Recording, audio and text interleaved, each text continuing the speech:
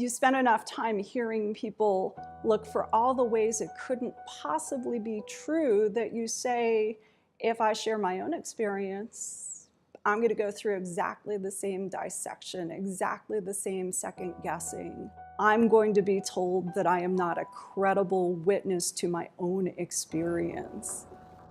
That's narrowing my community.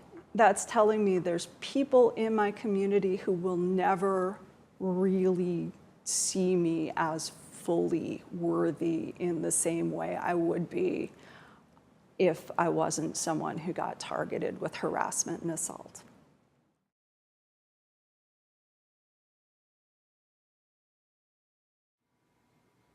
He knew that he was dealing with an extremely vulnerable 21, 22-year-old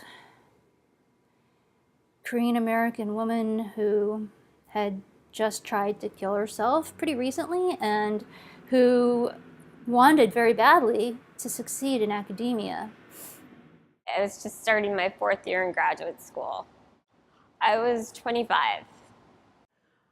I go to a department seminar with a visiting speaker who goes out to dinner afterwards with the graduate students and tells us all about what it's like to be a philosopher. The reason I chose to go to this school was some of his work.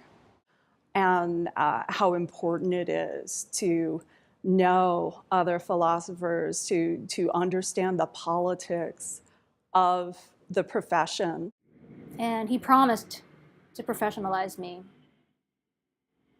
And when it got really bad, I remember thinking, this is professionalization. Within half an hour after that dinner was over, he sexually assaulted me. And I looked over and he kissed me again and touched me.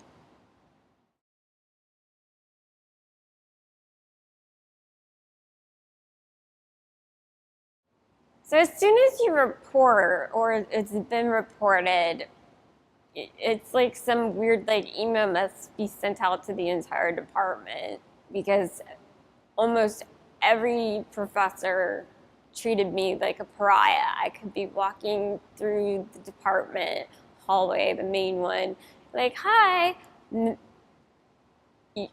I'm sure you heard me say hi. I know I can be soft-spoken sometimes, but it was really isolating. You can't really believe that this important scholar in our community could be harassing people. That's unthinkable. What about all my other professors? What did they think was going on? Could they tell something was wrong? I mean, I was hospitalized after he raped me. And I don't know if anyone noticed.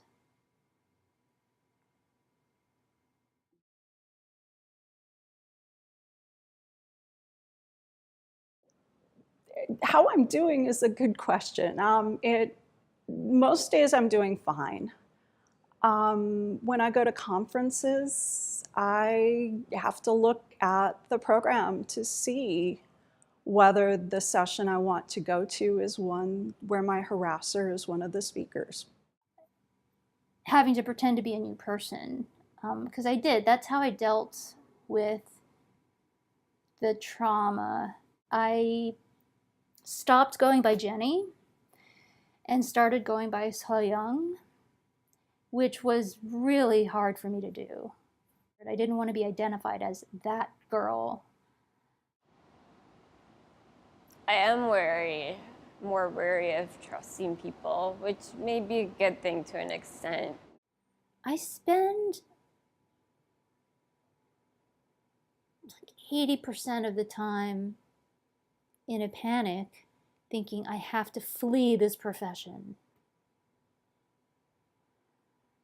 Even though I know I love so much of this job. I mean, I think the flight response, I'm sure has something to do with trauma. Some days okay is enough, but It would be great to feel like I could fully flourish. It would be great to have a better baseline than today I wasn't re-traumatized. You start self-doubting, and you're going to do that, I guess, but it's not your fault.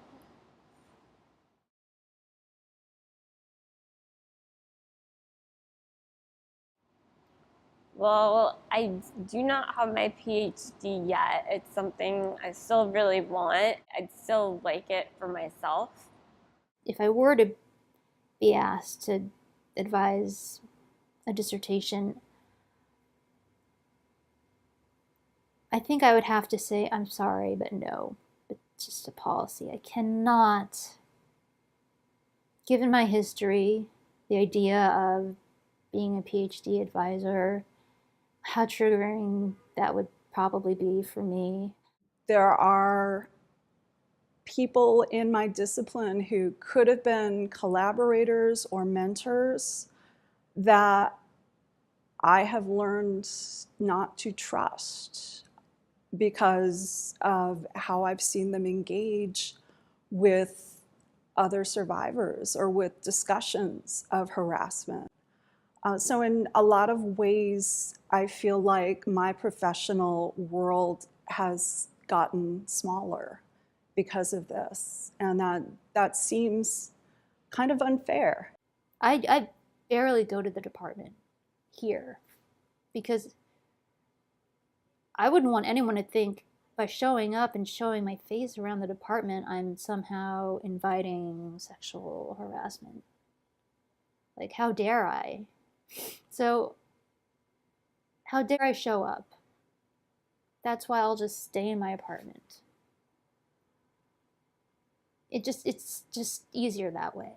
That's a legitimate and a legitimately problematic situation for me right now.